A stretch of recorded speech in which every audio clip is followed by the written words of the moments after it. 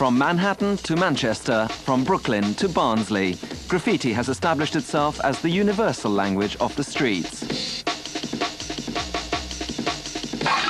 Now graffiti has a martyr. Fisto, aka Simon Sunderland, is being punished.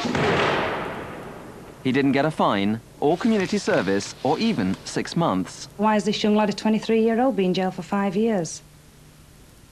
It's unjust and it's wrong. Justice has to be seen to be done, and in this case, I think it has been. Simon Sunderland was known by his tag as Fisto, or Fista, and occasionally as Missed One. He conducted a one-man blitz to become the most famous name in South Yorkshire. His main pieces were the ones which were done on the motorway, and he did some on the town hall at Sheffield. He did it on private buildings, he did it on railway carriages, he did it on buses. If it moved, or if it didn't move, these were the canvases on which Simon had chosen to make his statement. If you lived in Barnsley, Chesterfield or Sheffield, and you were reading the writing on the wall, it said Fisto. What did you think of it? Brilliant, because he's an highly gifted lad. He's always been quite good with art, and it was him expressing himself. It was only a matter of time before the police caught up with Simon. They raided his home.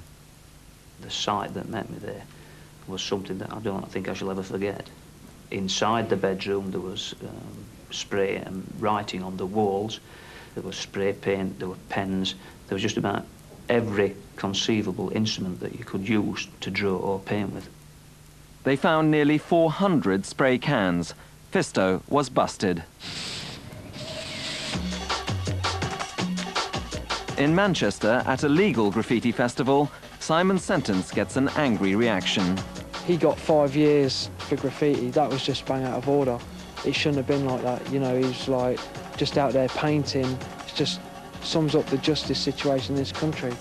It's not just the graffiti subculture which has rallied to Simon's cause. His local MP also thinks that British justice is making an ass of itself. Here we've got a guy who's been given 5 years for painting on walls.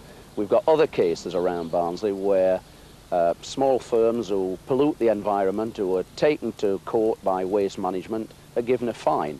Now, they're probably doing more environmental damage than what people like Simon Sunderland are doing. The nerve centre of the Free Fisto campaign is the front room of his aunt's flat in the village of Jump, outside Barnsley. That one's from Tony Ben saying that he hoped that he can be of some assistance to us. Did Simon know that what he was doing was actually criminal? Obviously knew that it were wrong, and he knew that he had a penalty to pay. But we're talking about 5 years for art graffiti. You know, the sentence doesn't fit the crime.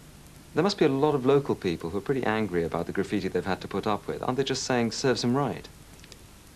They're saying, give him a sponge and a bloody bucket and get it wiped off. Instead, Sheffield City Council is wiping it off.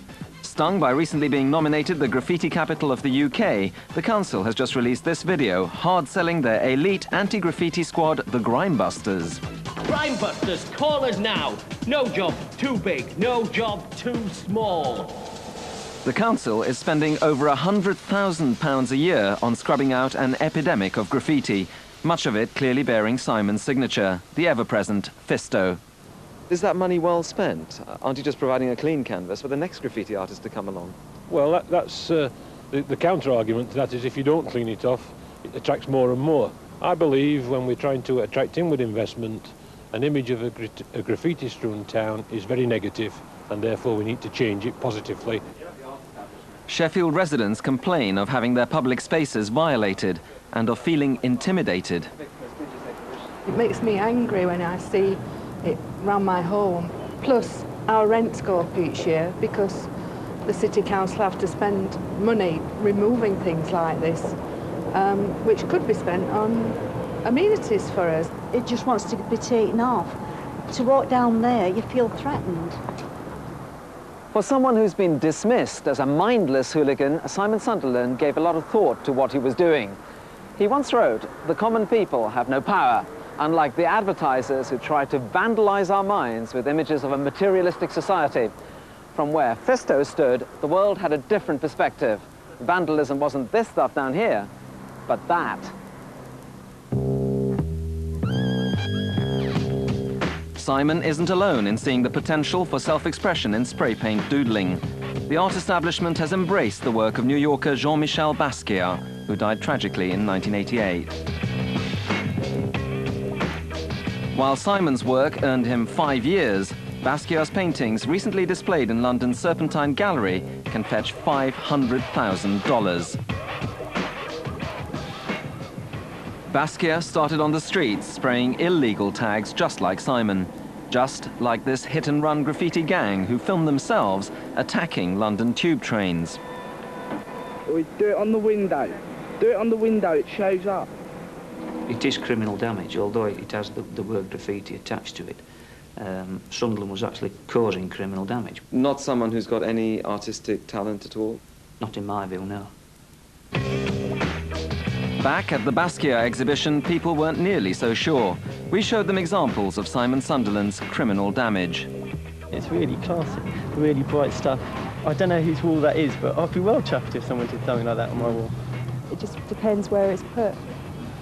If it's in a gallery, then it's art. If it's outside of the gallery, people don't see it as art. If you had to choose between Basquiat and Simon Sunderland, which would it be? I quite like his work, I think, the Simon Sunderland guy. Do you think a sentence like this will actually deter anybody else from doing what Simon Sunderland did? I think what Sunderland's case has done is it's brought to the fore, and certainly via the media, that people who commit damage by graffiti had better think twice. In Manchester, they don't see Simon's sentence as a deterrent, so much as a provocation. I'll just carry on as normal. You know, it's not going to change me, it's not going to change anybody here.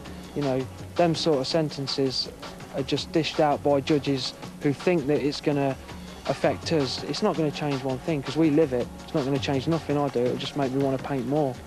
People do illegal graffiti for the buzz, for the adrenaline, and the fact that there's more of a sentence is going to be a higher buzz.